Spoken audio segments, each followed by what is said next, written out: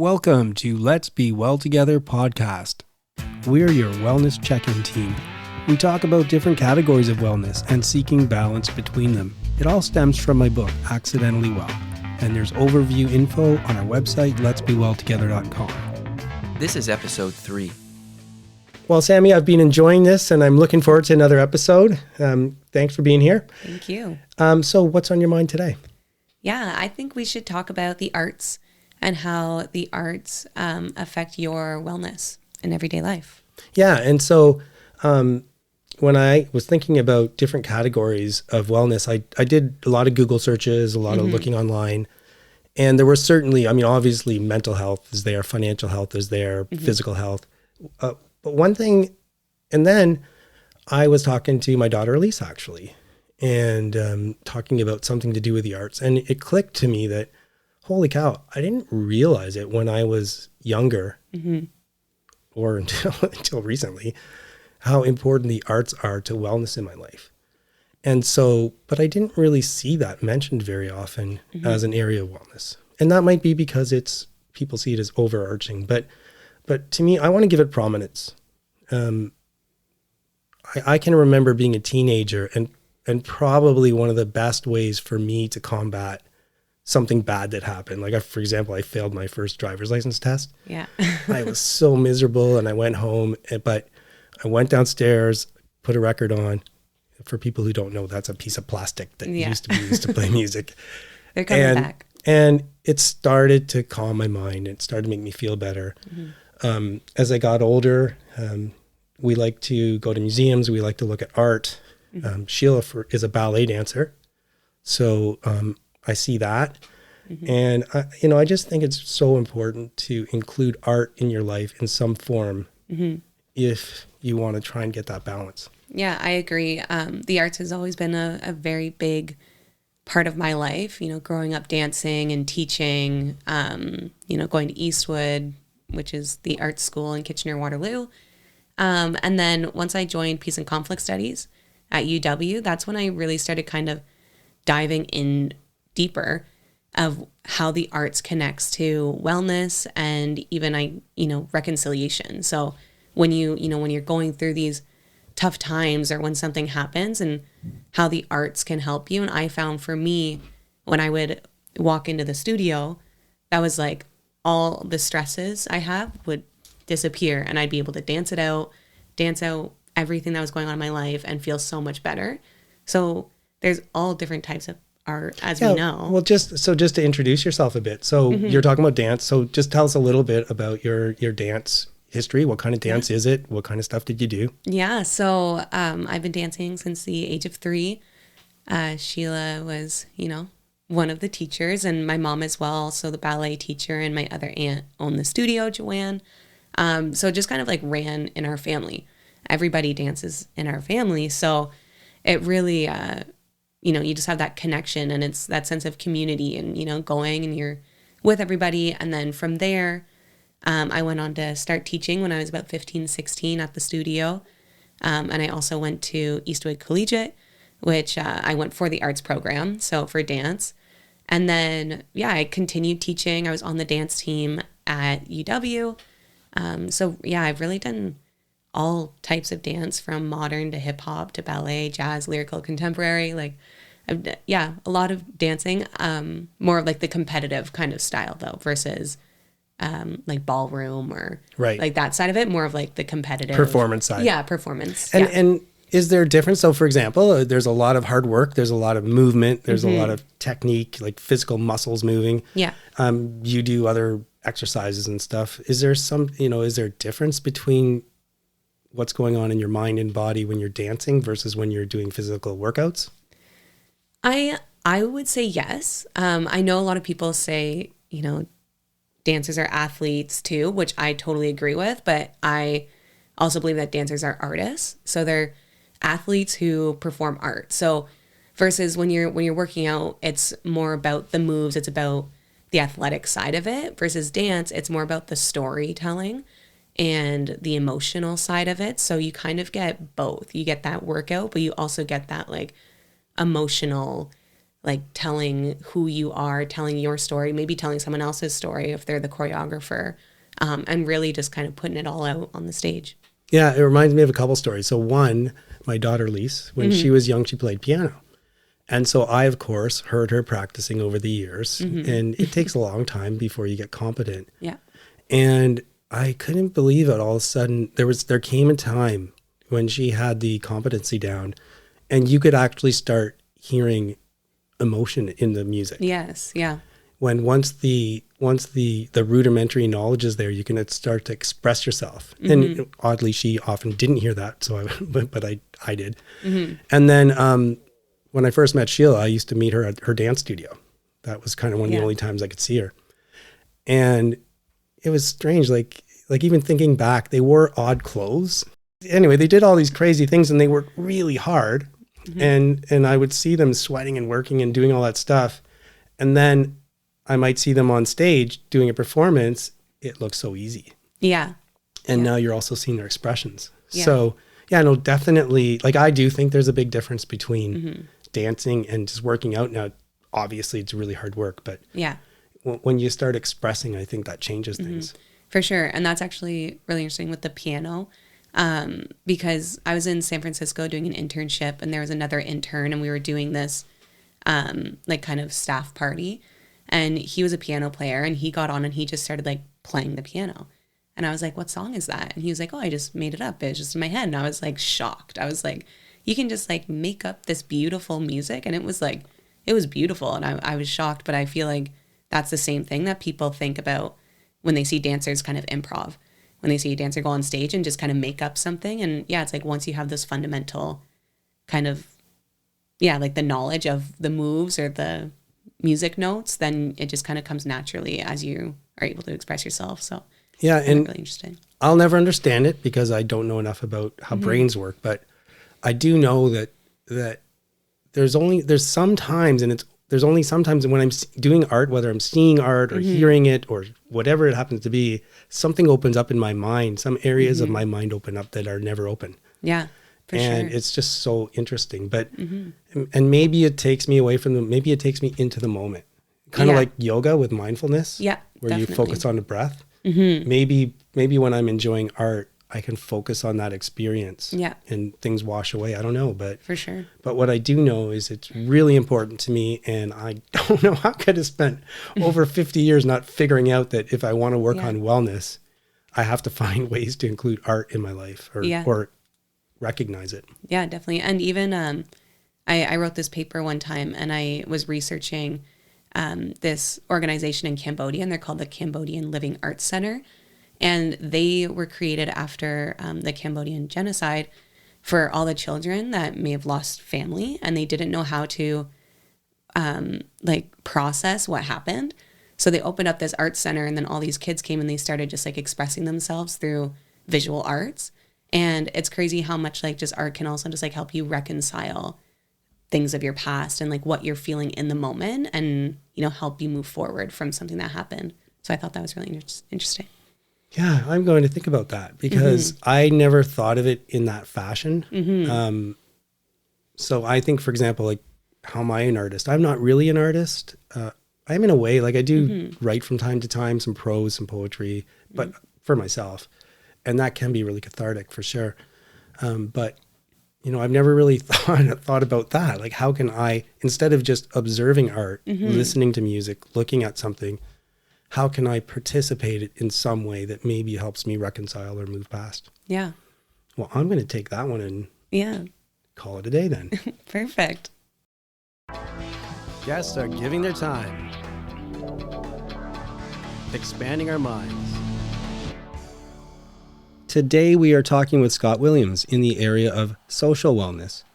Language is important to social interactions. Our use of words can enhance or work against social wellness. There's always two sides of it.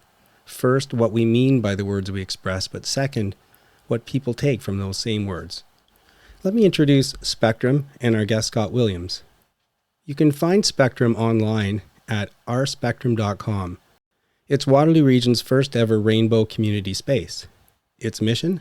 An inclusive community where all 2S LGBTQ+ individuals are welcomed, celebrated, and supported as their authentic selves. Spectrum serves, affirms, and supports the well-being of 2SL LGBTQ+ individuals and the broader community through peer support, community partnerships, education and training, resources, and events. Scott Williams holds a BA in English Language and Literature from Wilfrid Laurier University.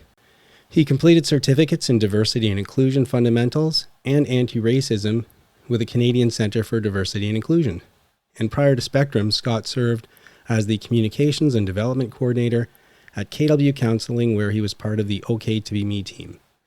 He's volunteered as a member of the Kitchener Mayor's Task Force on Equity, Diversity, and Inclusion, the Mental Wellness Network of Waterloo Region, and on Breaking the Silence Working Group of the Rainbow Community Council.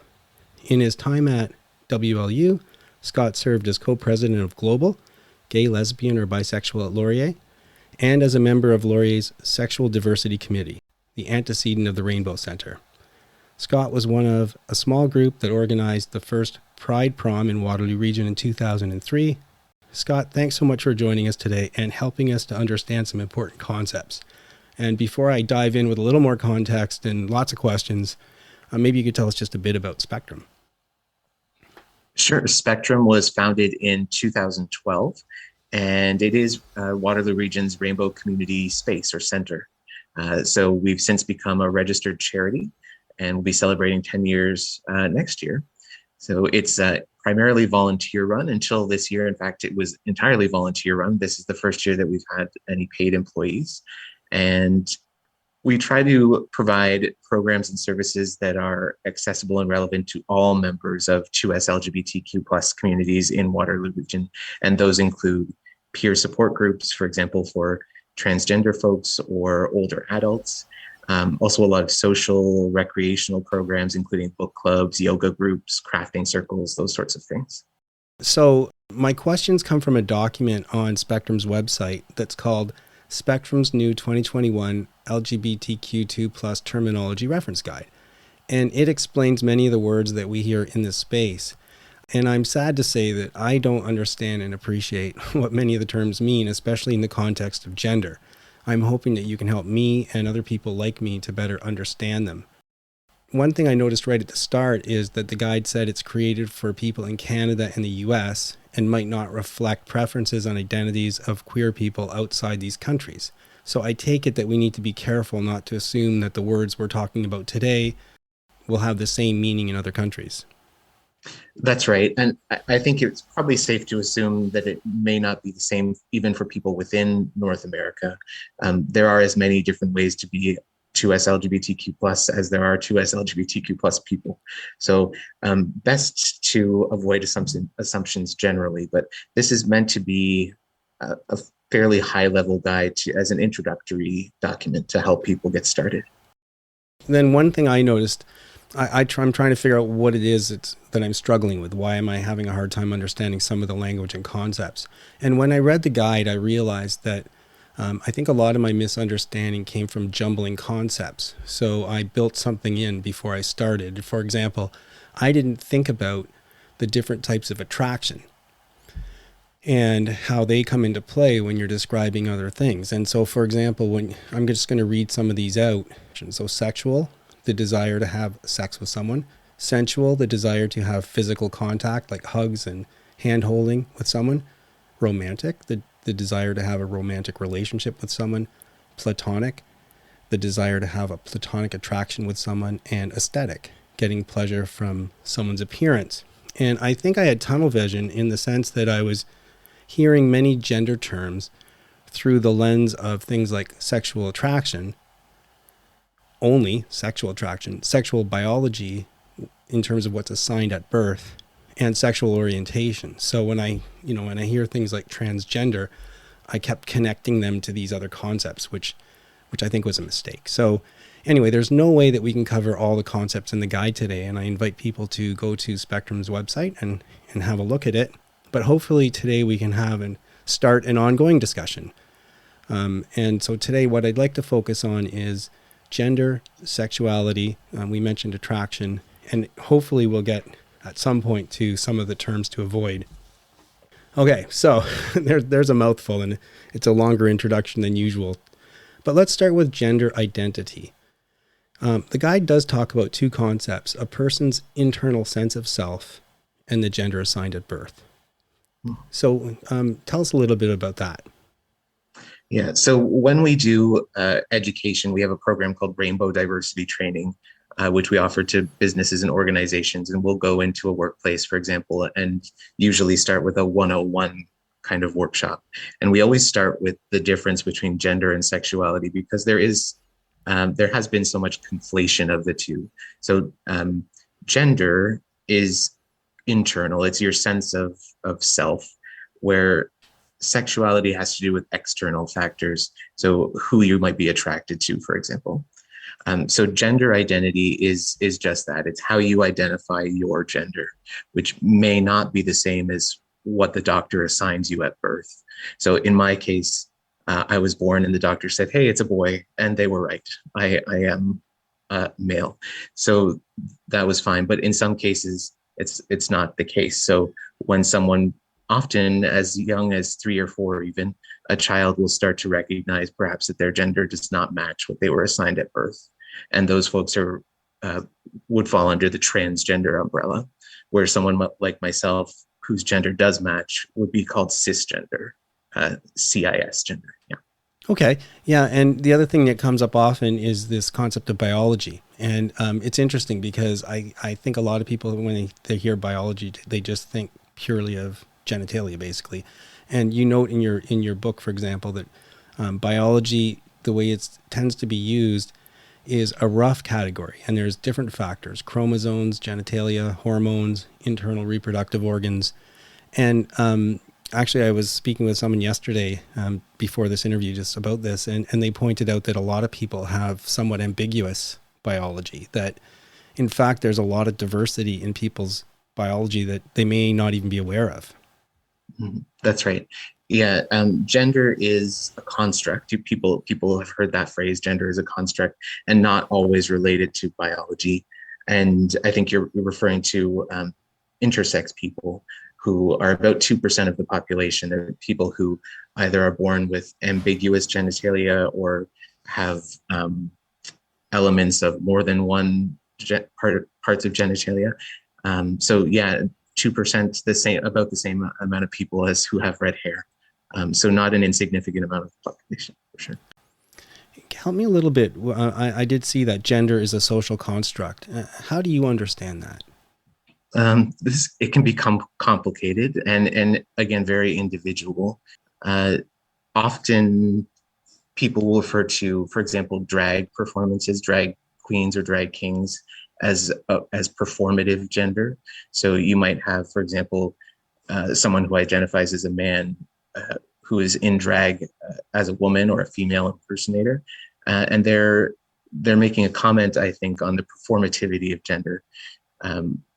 And that's by tweaking their gender expression. So that's the other sort of term that goes along with gender identity, is gender expression.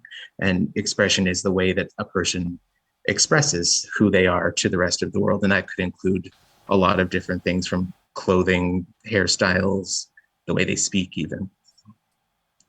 Yeah, it's interesting because you're actually, in answering these questions, you're covering off a lot of the points I was going to ask you about. So, for example, I was going to ask you about these different definitions. See, I think a lot of people, normal, in air quotes, people, don't see themselves as anything but normal, right? So, for example, I think it might come as a surprise that there's a word, cisgender, for someone whose biology aligns with the gender they were assigned at birth. It's one thing to say transgender, but I think a lot of people would think that, yeah, because I have to describe something different than the normal. And I think once we start understanding these terms better, then everybody's being described in a certain way and nobody's, quote, normal. I don't know if that makes sense. Yeah, I would say terms and labels like these are not boxes to put people in, but they're language is a tool to help us express to other people what we are feeling or thinking. So the more language grows and evolves, and the more of these kinds of terms we include in our dictionaries or our lexicons, the more complex it gets. But really, all of these identities have always existed. It's just a matter of the language only now forming for us to be able to describe ourselves in these ways. Right. And I won't digress into some thoughts that I took philosophy, and you're making me think of things like the nature nurture debate or some other debates. But in terms of language and how we start to tie ourselves to certain concepts by the use of language over time, I think that takes us to this concept of binary, where historically we talk about gender in terms of the assignments made at birth: man, woman, boy, girl.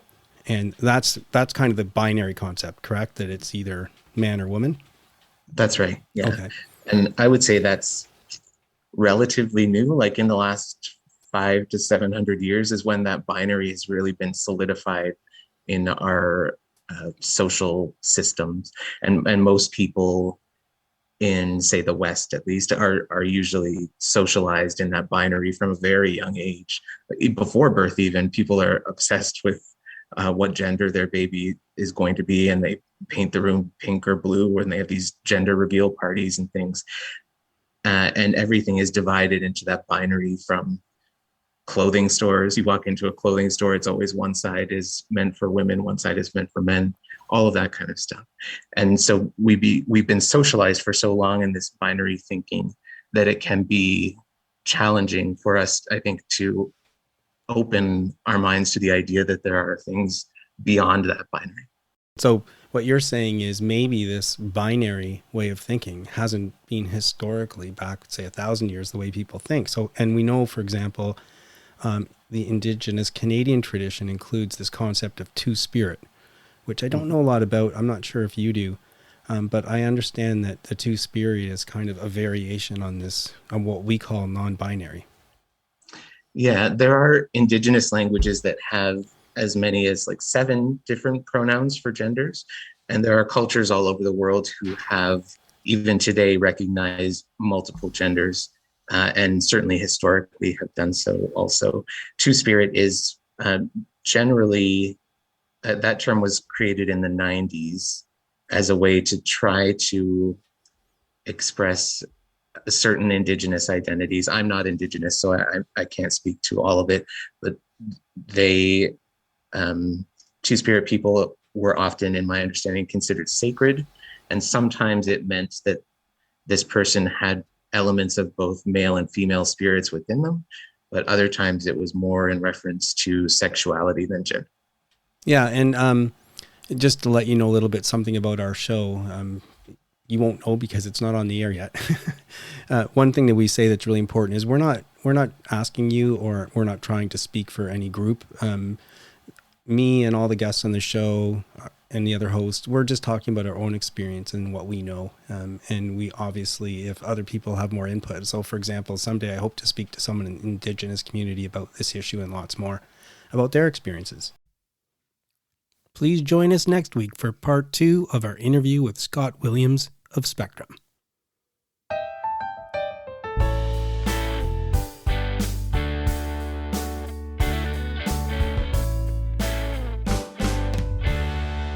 I'm Cameron, and this is The Starving Artist. This week's adventures for this particular starving artist proved to be quite productive. I'm excited to tell you the biggest bit of news, which is that my band's latest single, which is called Do You Right, is getting some radio play over in the UK on Planet Rock Radio. We're obviously excited about this, and we're discussing potentially doing a small tour out that way once COVID lightens up a bit. I really hope we get to pull that off because it would be my first time performing in the UK with a band, and I would like to try that out. A little closer to home, I put out a cover this week of City and Colour's Take Care with a good friend, Rose. Rose is a professional harpist from Toronto, and we decided to combine forces to do this cover. I'm playing guitar and singing the main melody. She's singing harmonies and obviously playing the harp. If you're interested in checking out that cover, you can find it on Rose's Instagram page, @RoseHarpist. On the more routine side of things, it's just been lots of lessons and teaching this past week. A few new students added to the list. And I've got a great moment from this morning's lesson. It was a first lesson with a brand new student, and she had one of those moments with the aha and the light bulb where something really clicked. And it was great because you could tell that she was all into it. And of course, I was into it because I love seeing when a student really understands and gets something. That's the whole reason I like to teach music. Just a great lesson overall.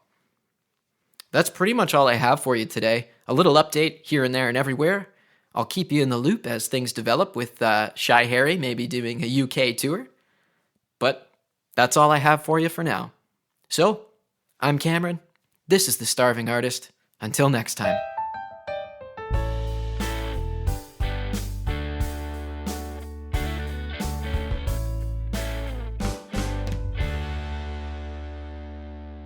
If you like what we're doing and enjoy the show, please spread the word about us. Connect with us on social media. We post regularly on our Instagram account, including show previews and takeaways after a show is aired. Feel free to comment and send us your thoughts. Follow our Instagram account. It's at lets.be.well.together. We do have a Facebook and Twitter page, but Instagram is our primary social media site. Please also subscribe to us and rate us on your favorite podcast platform. Move that body like we're meant to do. Okay. Hey, everybody. We got Sheila here today, and we're going to talk about how we like to move our bodies. Yeah. So, Sheila, what do you I'm do? so happy to be here, Sammy. I'm so happy you're here. This is fun. Anyways, if anyone knows me, they know that I really like to move. I just generally can't sit still. So one of my favorite ways to move my body is to dance. And that actual intro makes me want to dance all the time. I'm like, move that body. Yeah. But I used to own a dance studio, and I was a dance teacher. And so I danced a lot. And it was actually like a job, dance became a job. But then when I stopped my studio and I just started dancing for fun, I forgot how much fun it is. Yeah. And I really love to dance. And I think as adults that come out to dance, it's a different way to get your body moving. And I feel like there's a lot of things in dance that you can't actually do in the gym or in the, just walking or biking or doing that kind of stuff. I think too, what I have experienced and what I always tell people is just get up and dance. Yeah. But sometimes people hear the word dance and they think I have to be trained for 12 years and I have to be a good dancer. But no, if you just dance around in your kitchen or just tap your foot, it gives you the same kind of energy and feeling.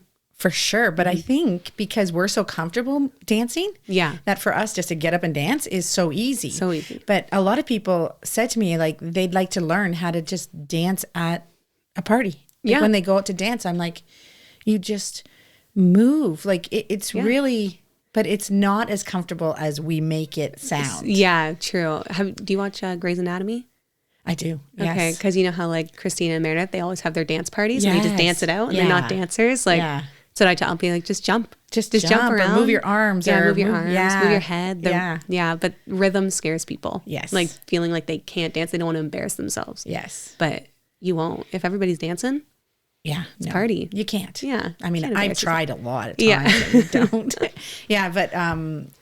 But I find dancing moving your hips and your isolations, your shoulders and your ribs and and you stretch and you're turning, and I just feel like not only is it making my body move, but it makes my brain work really hard, and and of course you're listening to the music, so you're trying to either do the choreography correctly or just express the music or be with the music. So so many different things you can do with dance. So what's your favorite type of dance? Oh man, I would say when it comes competitive dance, I love jazz. Yeah, I love jazz. I love a good jazz routine. I love a classic jazz, like 80s jazz. Yeah. Jazz hands. Yeah, and jazz hands rock. or L's and pirouette and sometimes because jazz I love contemporary and lyrical because you get to tell a story, and jazz, so you sometimes get to tell a story too, but it's more of I'm just having fun. And I'm just gonna wear this fun costume and do spins and jumps and smile and have a good time, right? Yeah. I feel like that side comes out of me when I'm at the club. Yeah, it's my jazz jazzy side. Yeah. I like jazz too. I mean, when I started dancing, hip hop wasn't a thing. Right. So I can't hip hop. Yeah. No, I'm horrible. Like I've taught hip hop. I have done hip hop, but I'm not very good at hip hop. So hip hop's a hard one. I love hip hop, but I find like teaching wise, I'm like I can teach up to like 12-year-olds, and then like I can't, because if you're over 12, you want to look like really cool and you want to do what like everybody on TikTok and YouTube's doing, and I'm like, I'm not that good. Yeah, at hip hop. Not that. But I can like dance with 12-year-olds. Yeah, for sure. Well, a lot of hip hop teachers are self-trained. Like a lot of really good hip hop dancers are just self-taught and on the street, and yeah, definitely. But my favorite is ballet. So yes, and I like lyrical because I find that lyrical is like an easier version of ballet. But it's funny because you're so energetic that it's interesting that ballet is your. I know it is, because you think that it's very controlled, but the thing I like about it is that there's no way to perfect it. You know, whereas jazz and lyrical, you're not really trying to reach for perfection. No. Right? It's more of an expression. Yes. And ballet is perfection. It's a real art. Yeah. So, and you can never be perfect. No. So I really like that challenge. Yeah, that is a good challenge. All right. Yeah. So that was Move Your Body. Okay. Well, get up and dance. And dance. Do it up. There's a thought. Popped up while running. So I'm out enjoying the fresh air, and at the time I was writing my book, which took place over a long period of time, and whether it was naive, whether it was arrogant, I don't know what it was, but I had it in my head that now that I identified the 8 facets of wellness that are important to me, and I thought, well, all I need to do is apply rigorous analysis, and I'll be able to identify activities and then come up with a grid, maybe a to-do list, and I'm going to be able to say, haha, I can achieve perfect balance in all 8 facets at the same time for my whole life. And I know everyone's laughing, and that's not a very good idea. And I realized it, but I was trying to then figure out, well, what am I trying to do? Like, what is balance if it's not that? And I've never surfed. I want to surf, and I'm sure I will someday. I romanticize it, and I hear people talk about the perfect wave. And my thinking was, well, if I'm a surfer and I get on the perfect wave, well, of course I'm going to ride that all the way to the end as far as I can. I'm not going to be halfway to shore and then say, oh, it's time that I get off and do some other wellness activity. No, you want to ride that out. So eventually, outside, fresh air, everything's feeling good, trucking along. And it came to me, and here's the thought that came to me, and I've been able to work on it a bit more since. When I feel balanced, the important thing to me is it's when I make informed choices about the trade-offs between these different areas. And then, even if sometimes the outcome isn't all right, I can be at peace with it. I can feel good about it because I'm the one who chose what to prioritize and how to proceed.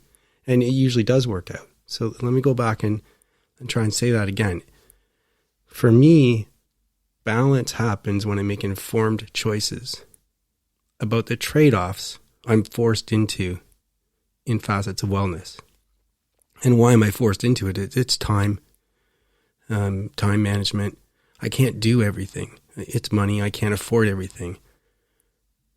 It's other things like that. So that's the approach I'm taking. And what's so critical to me about why I keep saying informed choices, because I feel like I let things happen to me before. I feel like I let myself get way out of shape by just ignoring it.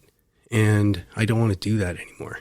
So my choice is to try and understand what the trade-offs are that I'm making, to try and understand which directions I'm heading in, and then make informed choices. And one last thought is, because of that approach, that's why I'm not judgmental about other people and their choices. What I am trying to help people do is make the informed choices. But if you do that, and then you decide, for example, that you want to work really hard for a few years, even if that means missing out on a lot of other stuff, if you want to buy a big house, buy a big car, those things are all great. It's your choice. But if that's a message I can get out there, it's why not sit back and think about what trade-offs you're making and then take control of that. Make the ones you want to make. It's me. Am I? Yeah. Just let me say, flip side of the coin. And we are back. It's John and Sheila doing flip side of the coin. And today we're talking about a subject that I hope we talk about a lot because we both really enjoyed so much, which is art in the sense of like art museums. Yeah. We kind of came across it by accident. Yeah. When John was in Articlean, actually, he was Articlean in Toronto and he was living in Toronto, but I wasn't living with him. The kids and I were living here in Kitchener. And I went up to visit him. He was in the office. It was a Sunday. And so I walked to his office and he walked to meet me and we walked right through this art in the park, the outdoor art exhibit in Toronto. And at the time, I think on an earlier show, we talked about budgeting. And at the time we were budgeting, we didn't have much money. Yes. We had some, and it was nice. Once I started articling, it was for the first time in many years that we were having a steady income stream. Right. That was higher than it had been as bartenders and waitresses and stuff. And we didn't have a mortgage or any of those expenses yet because we didn't have a house and... Right. But we were still, so we had our list of stuff we were trying to work towards. Yeah. So we really didn't have any extra money. No. So we ended up at the Toronto Outdoor Art Fair. Right. And it was really cool. And it was Sunday. We didn't know at the time, but the art fair goes Friday, Saturday, Sunday. So Sunday's the last day and people were eager to sell. Oh, were they? Yeah. Yeah, I didn't remember that part of it. Yeah. Because we didn't haggle. We just paid whatever price was asked ultimately. Yes, I think so. That's one thing. Sheila and Don't I shouldn't tell artists this who are listening, but we don't haggle about art. No, never. Because we just don't think that's right because we want to support the arts. And it's hard work. You know, what they're charging is what they live on. And, you know, it's hard to put a value on something so personal. Yeah, so if we happen to be looking at a piece of painting that you made, please don't jack your price up just because you heard this episode. Anyway, so okay, so back to the story. So we and there's hundreds of booths. Hundreds. Whole bunch of sections. The greatest thing too is you actually get to talk to the artist. Yes, you see the artist. That's my favorite part, I think. Yeah, because when they do tell you about a piece, you can see a little bit of, you can see what's going into it. You can see some passion sometimes. You can see some interest in. Yes, but you can also see the sparkle in their eye talking about it, like the love that they have for their work and the fact that it's being appreciated. It's really cool. So then we ended up, after seeing a bunch, there was one that we saw almost at the start. Yes. Really stood out to us. Yeah. And it's not expensive art by any means, but for us, it's expensive. We were on a budget. Yes. So our budget was $0 for art. So we walked around and, we both talked about how we liked it. And then at a certain spot, I won't get into the whole story, but at a certain spot, both of us said, I kind of like that piece. And it was just one of those things where if we don't get this, we may never get the chance again. Yeah, or maybe we won't be in the right frame of mind. The artist may not be here. We may never see it again, and just felt like we had to do it. We had to somehow make this work. So you can imagine we ended up going to a bank machine and getting some money and going back and buying this piece of art. And at the time we lived in a house in Toronto that was, what do you call it, a row house? Yeah, I would say. I mean, it's nice, but because there are a bunch of houses kind of together. I think ours was a triplex. There was 3 houses put together and we were in the middle one. Right. And but we didn't live there yet. We didn't move in for a little while. Oh, that's right. Right. Sorry. So let me skip forward. When we did get this house in Toronto, we put it over the fireplace. Yeah. And it was really the only, we had lots of pictures and posters growing up that we could put posters in our rooms and stuff, but they were the typical university student poster, ballet poster for the ballet dancer. But our main floor had really no art. But we had this one picture over the fireplace, and I put it up, didn't really think much of it, but I did notice as time went by, I was enjoying it all the time. Yes, we'd have a glass of wine and sit and look at the art. the one piece of art that we had. And it was really pretty because when the sun was on it, it showed more the actual picture. But then when it was darker, it looked so foggy and it looked mysterious. Different. Looked different at different times of the day. Yes. We could talk about this all day, but this is how our love of art began. Yeah. And it's been amazing. It's been something we cherish and something that we'll enjoy for years to come. Please remember that we're not providing advice. We hope to inspire you to work towards balance, and we urge you to consult with qualified people if you need advice. The people on the show are speaking in their personal capacities. Their views expressed are their own, and don't represent the views or opinions of their outside contacts, their employers, or anyone else.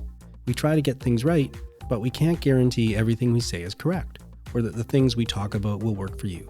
Let's be well together, and let's be sure to do that in a safe way.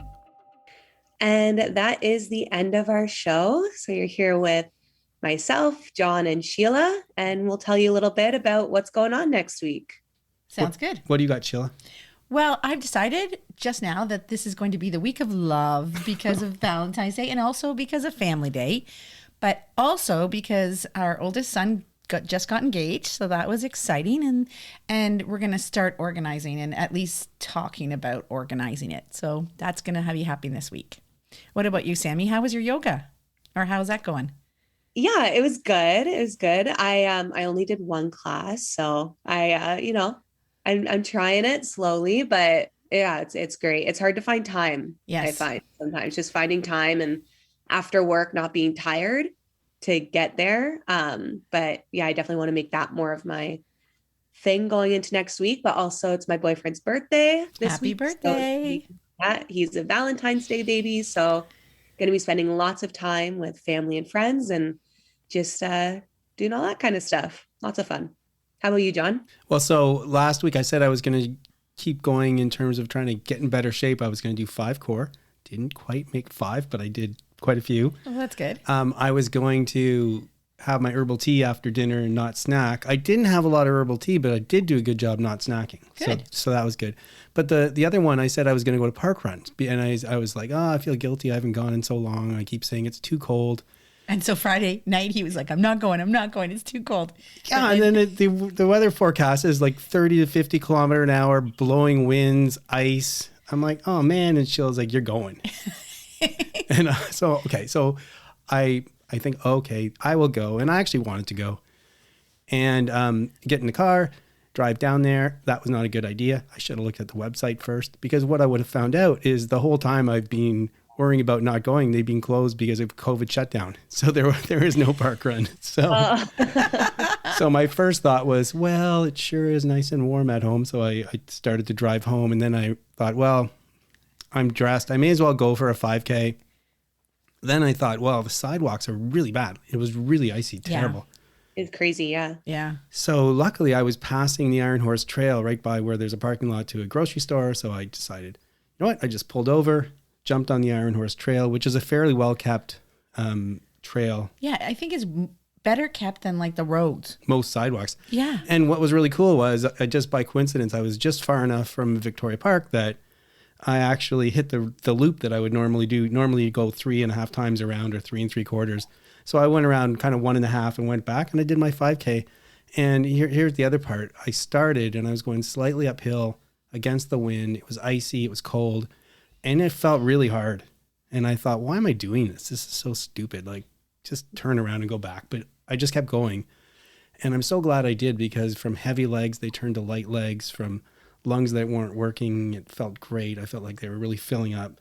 And at the end of my runs, I usually switch from a podcast to music for the last bit. So then I found myself in the last kilometer. Of course, now the wind's behind me. And you're over halfway done. I'm going downhill, got music playing. Yep. Felt like $1 million. And I got home and had a great day. So next week, I'm going to try and do my core again. I'm going to try not to snack after dinner. I'm going to try and do 4 runs a week. Drink your tea. And I think I rambled on too long. Okay. So that's it. Have a good week, Sammy. Yeah, you too. That is it for today's show. Please try and make wellness a priority. You deserve it. If you feel the need to talk to someone or ask for help, please do that. Accept yourself for the person you are. So long. Adieu. Auf Wiedersehen. Goodbye.